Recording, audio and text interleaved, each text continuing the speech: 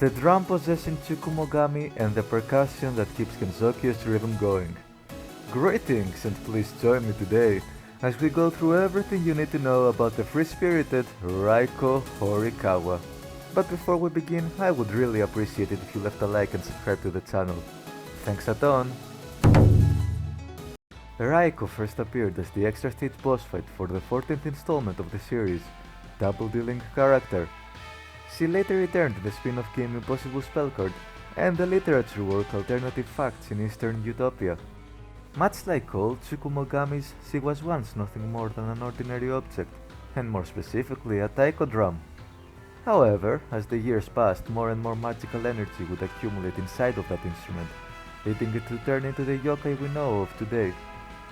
Interestingly though, unlike most of her kind, Raiko didn't harbor any hatred or spite when she awakened, since she was frequently used and cared for by people, leading her to develop a much healthier personality.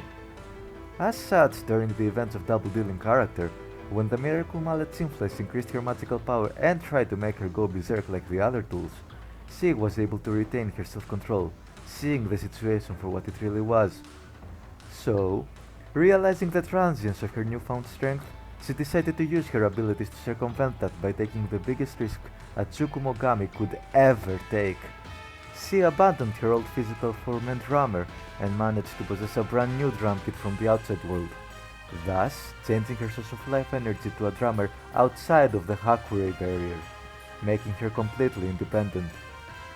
This feat is simply incredible and miraculous in so many regards, which makes the fact that she was able to replicate it in order to help out the other Tsukumogamis all the more impressive.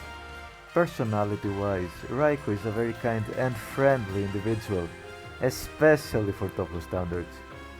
Though, her most defining character trait is her desire to be free. Free to enjoy life, and free to do whatever brings her happiness. And it's these two traits that also serve to motivate her goal throughout the series. To help the other Tsukumogamis enjoy the same freedom she does, and create a world where no tool will be abused or neglected. God, some characters, man.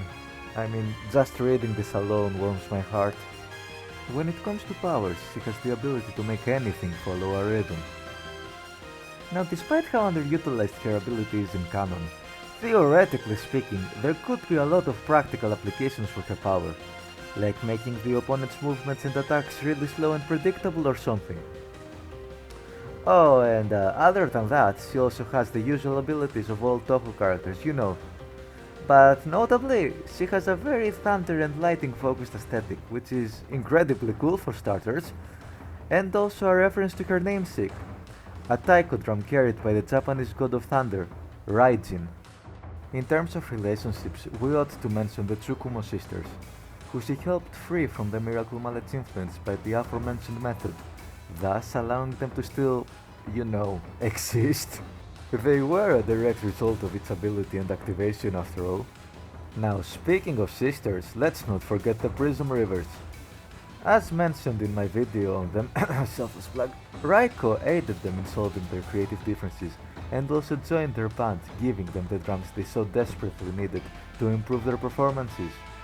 Lastly, it's at least worth mentioning how despite being an extra stage boss, she is in good terms with all three of the protagonists of Double Dealing Character, as the only reason they ever even fought in the first place was solely because Raiko wanted a sparring match to test out her new powers, something which made the heroines realize she didn't actually bear any ill intent. Regarding her spot in the fanbase, Raiko certainly has a following, but it would seem that her popularity is consistently decreasing through the years, according to the annual popularity polls at least.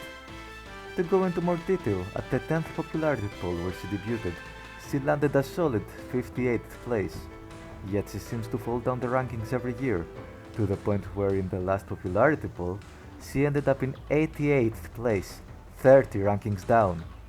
This is in my opinion clearly a result of her being extremely underutilized in the series, since she hasn't had any real importance past Double Dealing Character. So, with that said, what are your thoughts regarding Raiko?